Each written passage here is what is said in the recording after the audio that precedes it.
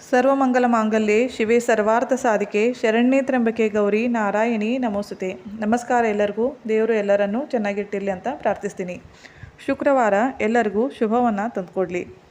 ನಾಳೆ ಚೈತ್ರ ಹುಣ್ಣಿಮೆ ಇದೆ. ಎಲ್ಲರೂ ಮಹಾಲಕ್ಷ್ಮಿ ಅಮ್ಮನವರ ಸೇವೆಯನ್ನು ಭಕ್ತಿಪೂರ್ವಕವಾಗಿ ಮಾಡಿ. ತುಂಬಾ ವಿಶೇಷವಾದ ದಿವಸ.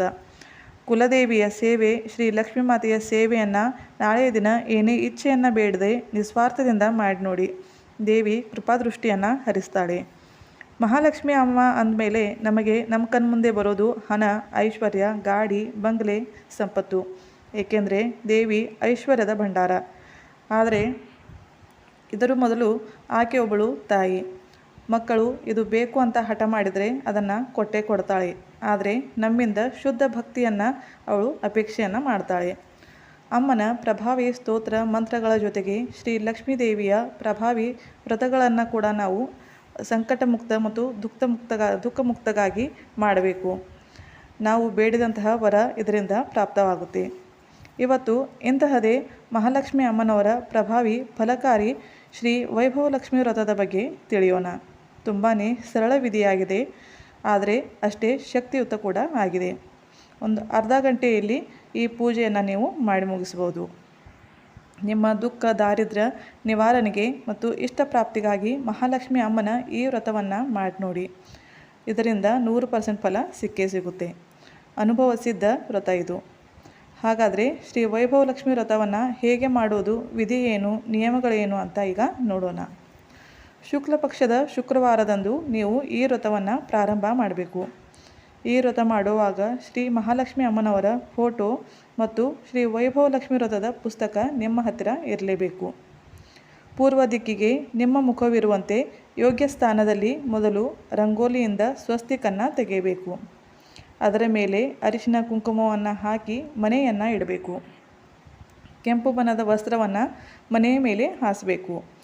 ಈಗ ಲಕ್ಷ್ಮೀ ಮಾತೆಯ ಫೋಟೋವನ್ನು ಇಡಬೇಕು. ಅದರ ಮುಂದೆ ಒಂದು ಹಿಡಿ ಅಕ್ಕಿಯನ್ನು ಹಾಕಿ 8 ಗೆರೆಗಳನ್ನು ಎಳೆಯಬೇಕು. ಅದರಿಂದ ಅಷ್ಟದಳ ತಯಾರಾಗುತ್ತೆ. ಈ ಅಷ್ಟದಳದ ಮೇಲೆ ಅರಿಶಿನ ಕುಂಕುಮ ಹಾಕಬೇಕು.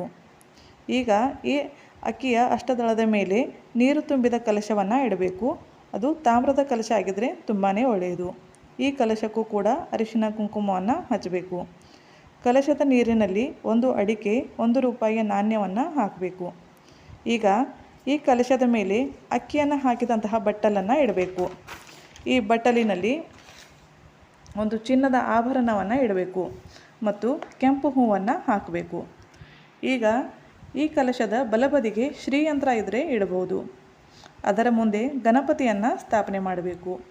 ಗಣಪತಿಯ ಮೂರ್ತಿ ಇದ್ದರೆ ಇಡಿ, ಇಲ್ಲ ಅಂದರೆ ಸ್ವಲ್ಪ ಅಕ್ಕಿಯನ್ನು ಹಾಕಿ ಅದರ ಮೇಲೆ 1 ಅಡಿಕೆಯನ್ನು ಗಣೇಶನ ಪ್ರತೀಕವಾಗಿ ಇಡಿ.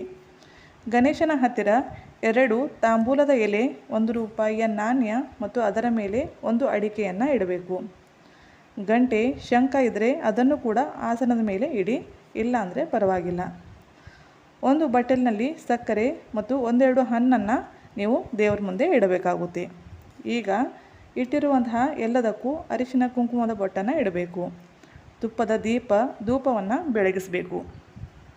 ಈಗ ವೈಭವ ಲಕ್ಷ್ಮಿ ವ್ರತದ ಪುಸ್ತಕದಲ್ಲಿ ಸ್ಟಾರ್ಟಿಂಗ್ಗೆ ಅಷ್ಟಲಕ್ಷ್ಮಿಯರ ಚಿತ್ರ ಇರುತ್ತೆ. ಈ ಅಷ್ಟಲಕ್ಷ್ಮಿಯರಿಗೂ ಕುಂಕುಮವನ್ನು ಇಟ್ಟು ಧೂಪವನ್ನು ಬೆಳಗಿಸಬೇಕು.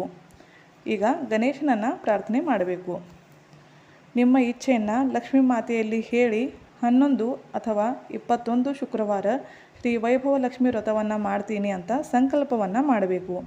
ಇದಾದ ನಂತರ 1 ಸಲ ಮಹಾಲಕ್ಷ್ಮಿ ಅಷ್ಟಕವನ್ನು ಪಠಿಸಬೇಕು. ಇದು ಕೇಳೋದಕ್ಕೆ ತುಂಬಾ ದೊಡ್ಡ ಸೇವೆ ಅನಿಸುತ್ತೆ, ಆದರೆ ಮಾಡಲಿಕ್ಕೆ ಕುಳಿತರೆ ಒಂದು ಅರ್ಧ ಗಂಟೆಯಲ್ಲಿ ಸೇವೆ ಮುಗಿದು ಹೋಗುತ್ತೆ. ಒಂದು ಸಲ ಮಹಾಲಕ್ಷ್ಮಿ ಅಷ್ಟಕವನ್ನು ಪಠಿಸಿ ಆದಮೇಲೆ ಕಥೆಯನ್ನು ಓದಲಿಕ್ಕೆ ಪ್ರಾರಂಭ ಮಾಡಬೇಕು. 2-3 ಚಿಕ್ಕ ಪುಟಗಳ ಇದು ಕಥೆ ಇದೆ. ಆ ಕಥೆಯನ್ನು ಓದಿ ಆದಮೇಲೆ ಅಮ್ಮನಿಗೆ ನೈವೇದ್ಯವನ್ನು ಅರ್ಪಿಸಿ ಆರತಿಯನ್ನು ಮಾಡಬೇಕು. ಕರ್ಪೂರಕ್ಕೆ 2 ಲವಂಗ ಮತ್ತು 1 ಏಲಕ್ಕಿಯನ್ನು ತಪ್ಪದೆ ಹಾಕಬೇಕು. ಈ ರೀತಿ 11 ಅಥವಾ 21 ಶುಕ್ರವಾರ ಈ ವ್ರತವನ್ನು ಮಾಡಿ ಕೊನೆಯ ಶುಕ್ರವಾರ 8 ಕನ್ಯೆಯರ ಪಾದಪೂಜೆಯನ್ನು ಮಾಡಿ ಅವರಿಗೆ ಊಟವನ್ನು ಬಡಿಸಬೇಕು. ಪಾಯಸದ ಊಟವನ್ನು ಕನ್ಯೆಯರಿಗೆ ಬಡಿಸಬೇಕು. ಶ್ರೀ ವೈಭವ ಲಕ್ಷ್ಮಿ ವ್ರತದ ಪುಸ್ತಕ 8 ಕನ್ಯೆಯರಿಗೆ ಕೊಡಬೇಕು. ಇದರ ಜೊತೆಗೆ ಏನಾದರೂ ಶೃಂಗಾರದ ವಸ್ತುವನ್ನು ಕೊಡಬೇಕು. ಈ ರೀತಿ ಶ್ರೀ ವೈಭವಲಕ್ಷ್ಮಿ ವ್ರತವನ್ನು ಸಿಂಪಲ್ಲಾಗಿ ಮಾಡಿ, ಆದರೆ ಭಕ್ತಿ ಭಾವದಿಂದ ಮಾಡಿ. ನಿಮ್ಮ ಮನೋವಾಂಛಿತ ಫಲಪ್ರಾಪ್ತಿ ನಕ್ಕಿಯಾಗಿ ಆಗೇ ಆಗುತ್ತೆ. ಈ ವ್ರತ ಮುಗಿಯೋದ್ರೊಳಗೆ ನಿಮಗೆ ಫಲ ಸಿಗುತ್ತೆ.